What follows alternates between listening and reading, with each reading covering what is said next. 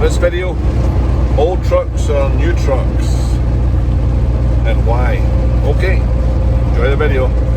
Also, if you're looking for a job, send us an email. We might be looking for some drivers here pretty quick. Cheers, thanks for watching.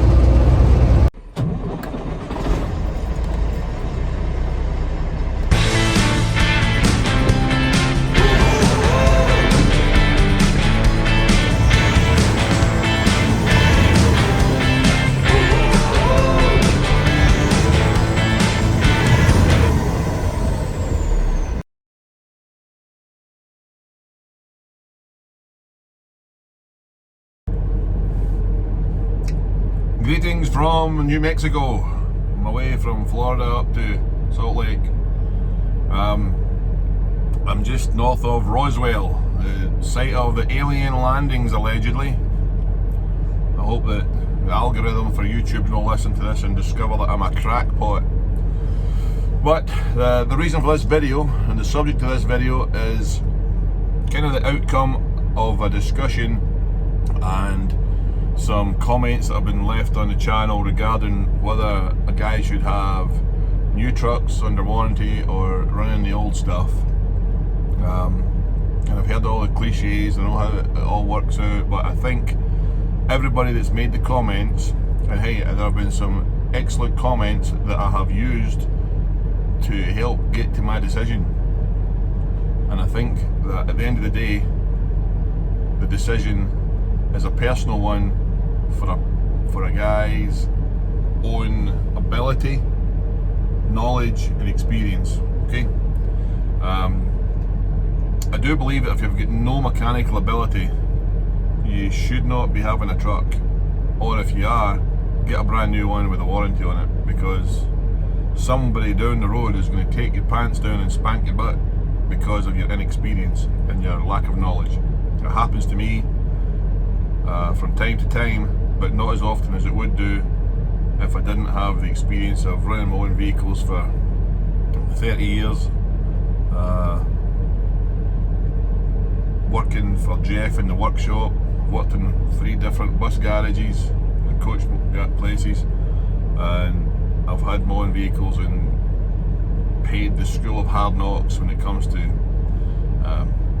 getting ripped off by workshops. They will rip you off at the easiest, slightest chance you can get.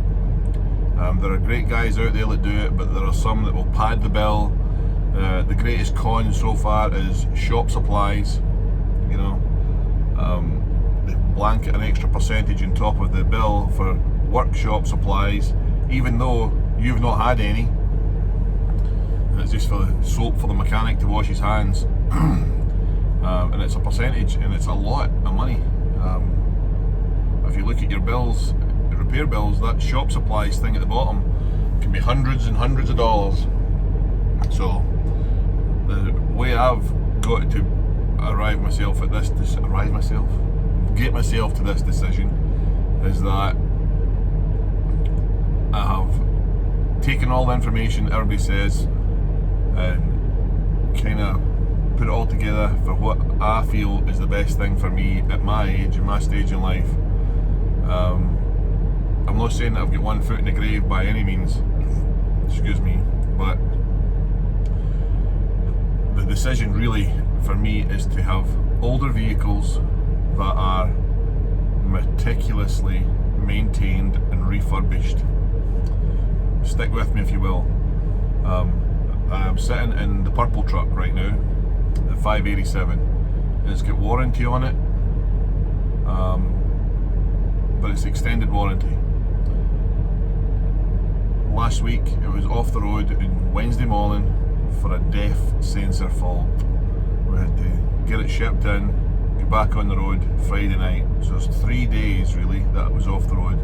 If you figure $1,000 a day for revenue, that's $3,000 lost, never to come back again. You don't get those days back. It's not like you're stacking them up. Those days are wiped off.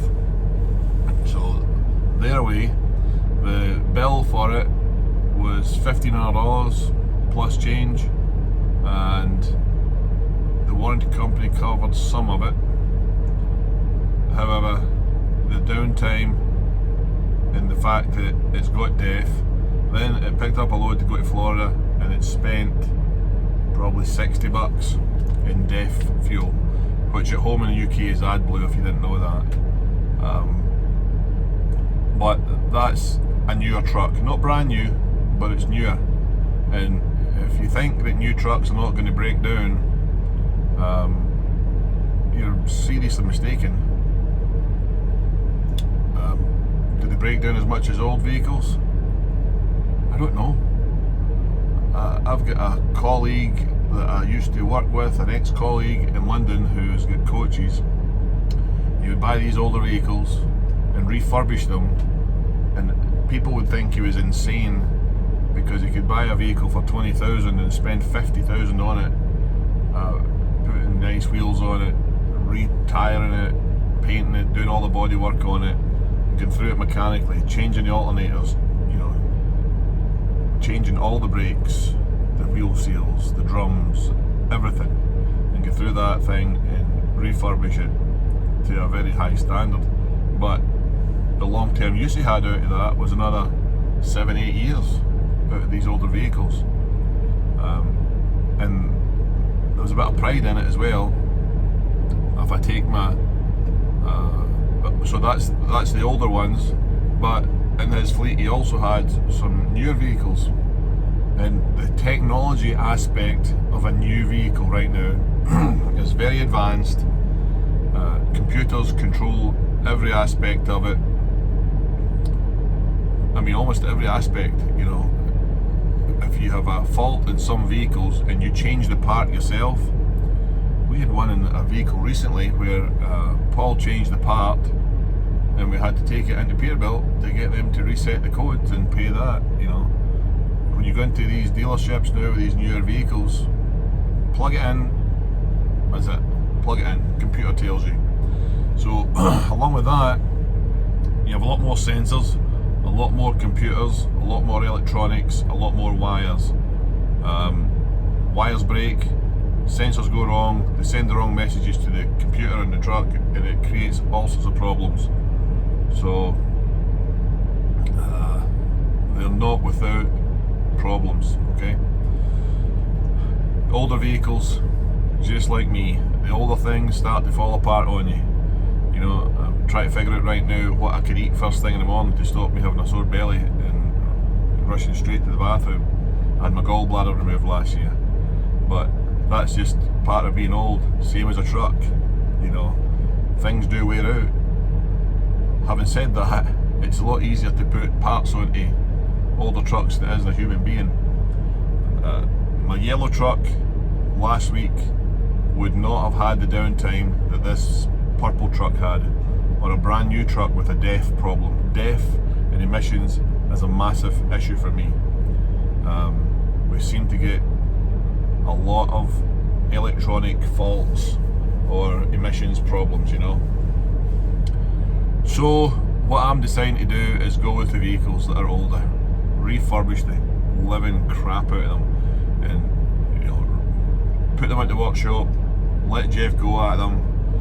I'm not saying to give him a blank checkbook, but let's get it in, lift it up on jacks, take the wheels away, polish the outside ones, new brakes, drums, wheel seals all over, new U-joints, change the oil in the diffs, change the oil in the transmission, put the synthetic stuff in, put the good gear in, and get through the front of it, change the belts, change the alternator, change, and take care of all those things before you hit the road. And I'm hoping that is a way forward for me, because the newer stuff, it costs a lot of money. It does. I went and priced Kenworth T680s, and that was my decision. I think you have to be in business for a long time before you're going to get these super duper knockdown, drag out, bargain basement lease deals that everybody talks about, where you give us $3 grand a month and we'll cover you from your bumper to your bumper. Doesn't happen. I went in there, the prices were considerably high, the finance deal sucked, really. They didn't want to fact they didn't want to give me a lease. They said that, no, you don't qualify for a lease program. Well, I currently lease 3 trucks and I currently lease 4 trailers. The trailers are in a lease purchase, and this woman that I spoke to was frustrating me, and I thought, you know what, I don't want to deal with you lot. Just don't. I'm not interested in this. And just because somebody's offering you something doesn't mean say you have to take it. It was clearly a con. You know, they wanted title to my yellow truck and a big deposit, and then the payments were high, and the interest that I was ending up paying back on this was extortionate. So whatever their agenda is, they might get you in for something, but what do you call it? Bait and switch, or whatever you call it, switch and bait, or I don't know. Anyway, you get in under one auspices to get a vehicle, and then they change the parameters of what they want to do with you. So I decided that was just not a path I wanted to walk down. Another reason for that is that the rates are high right now, and people are running out, getting trucks, buying trucks. The rates are great, get them more on the road, and I've lived through 2 dips in trucking, 2 recessions, and they do happen. The fact that the economy has gone from one political side to the other, and there's so many objections, and you know, I just don't know that it's a good time to be sinking tons of money into a truck. You know, a brand new truck, $172,000 for these T680s, plus the interest, plus the warranties, plus. And I thought, you know, this is going to cost me $250,000 per truck over 4 years, and then the thing's worth 50 grand if you're lucky at the end of it, depending on the mileage you put on it, and we do a lot of miles. And so there's no worse feeling than owning a fleet of trucks like maybe 20 years ago. I'm not sure exactly when it was, but I remember we could get $1.10 a mile and fuel was $4 a gallon. That carried on, and you couldn't give away a Peterbilt 379 because people don't want to get 5 miles to the gallon when the rates were terrible. Everybody went for these aerodynamic things to try and squeeze every bit of mileage out of the fuel to try and keep afloat. Not pleasant, not good. Don't want to be overextended. I'd like to get my red truck and the blue and the Justin's truck and Brett's truck paid off this year. Get the Kenworth paid off this year, and that would leave me with those 4 all paid off. This pack car that I'm in right now, it's not a long-term prospect for me. The pack car is supposed to be a good thing, but it's a disaster, total disaster. Because it's a European engine, all the accessory drives are at the back of the engine, and it causes problems when you're getting maintenance done. If you need to take a camshaft out of the engine's got to come out. You know, there's a lot of things that are wrong with it. The fuel mileage is not as good as it was reported to be, and there's a local operator in Idaho Falls with probably a couple hundred trucks who has got 3 to 4 in every single month getting an engine replacement. Don't even rebuild them from the factory. Got them sitting in the shelf there for this company. Take them out, put a new one in. That's how they want to operate. So I don't have that ability or that amount of money to go buy a brand new long motor and stick it in. So that's why I want to be getting consolidated. All the trucks are sitting in good rubber. They're all up and running well now, and so I'd like to just keep them in a very high state of readiness, good to work. There's also, if you're adding vehicles, I'd like to maybe have 10 trucks. That'd be the most, maybe 8 to 10. But if you're running Peterbilt 379s or Kenworth W900s, the fuel's a little bit more, but you'll never be short of a driver to jump into one of those trucks. People go nuts for them. If you said to a guy, there's a set of keys, you want to drive my Pete, they'd be all over you. you know.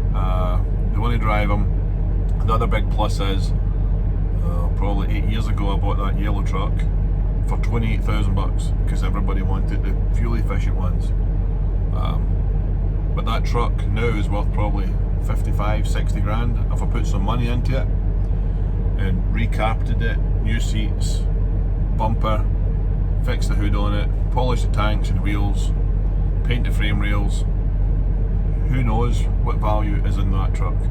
If you get a really nice clean Pete 379s, they'll just go up in value, they don't go down. So as well as making a profit as you run down the road, your assets are appreciating and get up in value. So I'd like to get to the stage where maybe 10 years time I'll be 41 and ready to kind of take it easier a bit, maybe, or 15 years time, and running the same vehicles but keeping them up to snuff, you know. And then when it gets to be time that you want to take it a bit slower, sell them. Keep one for myself, probably the yellow one, get a new trailer and sell off those vehicles, and who knows what they'll be worth in 10 years. You know, that one that I've got now has doubled in value in the last 8. You know, you could be looking at, you know, in 10 years time you could be looking at paying 100 grand for a Pete 379 or a Kenworth W900. So that's a really good, you know, retirement fund to have there. You sell off your trucks as you get older, and I think that's the way forward. Have some nice older trucks, keep them really tip-top mechanical condition and move forward. It's the right thing for me because I've got access to a workshop, I've got a bit of mechanical ability to do it myself, I've got a load of tools I can use, and I've got Jeff there who's excellent mechanic who can do my engine rebuilds, reasonably priced for his labour, and then I get the big discount on the parts, you know. So if you can't get that, maybe you should be looking at newer trucks or something with extended warranties on them, you know. But I like this idea. I'm happier with this plan. I don't want to be under the pressure of having the bank. I'd rather have be at mercy to the workshops and have it be my own workshop that I've got a good relationship with and do a lot of the stuff myself, than be at the mercy of the bank. Because when the rates fall down, your payment doesn't, it stays the same. So if your insurance premiums jump and your vehicles are paid off, you're in a better position than you are if everything's new. I didn't even go down getting a quote for insurance, but I asked around and people are paying anywhere from $4,000 to $10,000 extra per year because they've got a brand new truck. I don't know if that's, you know, because of their driving record, but I'm happy with this. I feel better about it. And that's the way forward for me, I think. I've got a couple older trucks there that one of them has had the rear ends redone on it. It's had all the back brakes done on it, new brakes, drums, everything's done, new transmission in it. That little green Freightliner, and it needs an engine rebuild. Well, I could probably get that all done with me working on it with Jeff for $12,000 to $15,000. And it may seem like a lot of money to put into an old truck, but the engine's still worth something, you know. But it'll run and run and run and run for a long, long time. No emissions on it, no deaf stuff, you know. So we'll rebuild the engine in a way that takes it back to the old style, and that's the way to do it for me, I'm afraid. So I appreciate all the comments. They've been extremely helpful, useful, well thought out. And I really appreciate all of them. It's really helped me, you know, see both sides, you know. And I'm not knocking having old trucks or not knocking having new trucks, but for my situation, I want to have the older ones and keep them really up to the top-notch stuff for running over the road. So, plus there's a nice rewarding feeling knowing that you've worked on something that's away to Florida and coming back. You know, it's good gig. Anyway, I've been sitting here with this bit of burrito in my hand for the amount of time I've been doing this video. So if you haven't liked the video, if you haven't subscribed, hit the like button, hit the subscribe button. Thanks for watching. Speak to you later.